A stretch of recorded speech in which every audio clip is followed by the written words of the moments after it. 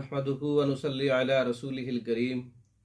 अम्मा बाद। अस्सलाम वालेकुम दोस्तों, उम्मीद है सब खैर व आफियत से होंगे। आज हम बात करेंगे ज़कावत हिस्स के नुकसानात, ज़कावत हिस्स की इलामात और ज़कावत हिस्स का इलाज।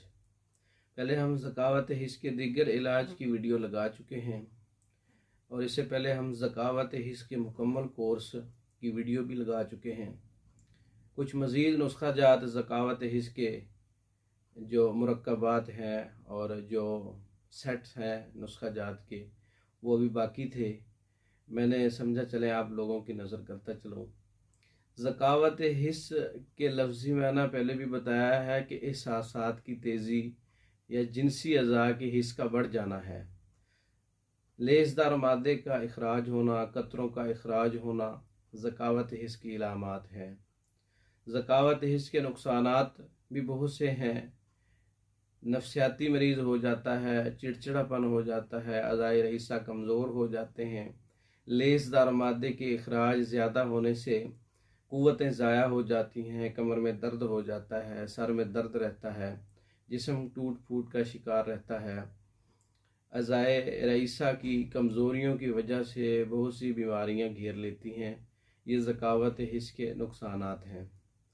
ज़कावत हिस्स दिल, दिमाग, जिगर के ऊपर ज़्यादा असरअंदाज होती है। ज़कावत के हिस्स के मरीज़ों ने अक्सर मुश्तज़नी की होती है।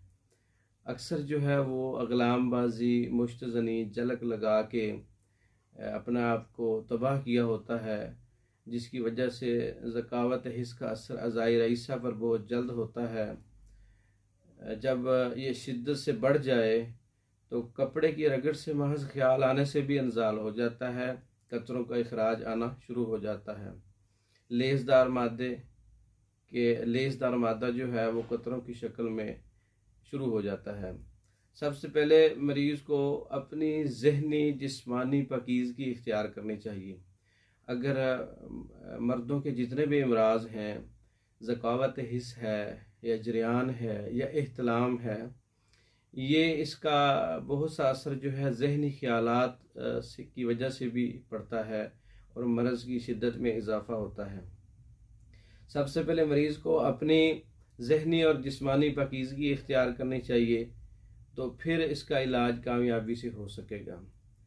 तो एहसासात की तेज़ी को कम करने के लिए, एहसासात की तेज़ी को सुकून में लाने के लिए, एहसासात की तेज़ी को एतदाल पर लाने के लिए एक नुस्खा है सफ़ूफ़ मुसक्कन का। सफ़ूफ़ मुसक्कन में पोटाशियम ब्रोमाइड 3 माशा है, हल्दी 9 माशा है, गुल सुरख 1 तोला है।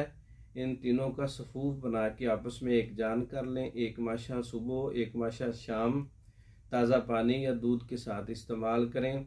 इसका मिजाज गर्म तर है और यह ज़कावत हिस्स के मरीज़ों के लिए अच्छा नुस्खा है। इसके अलावा मैंने और भी बहुत से अपने चैनल पे ज़कावत हिस्स के नुस्खा जात दिए हुए हैं। ज़कावत हिस्स का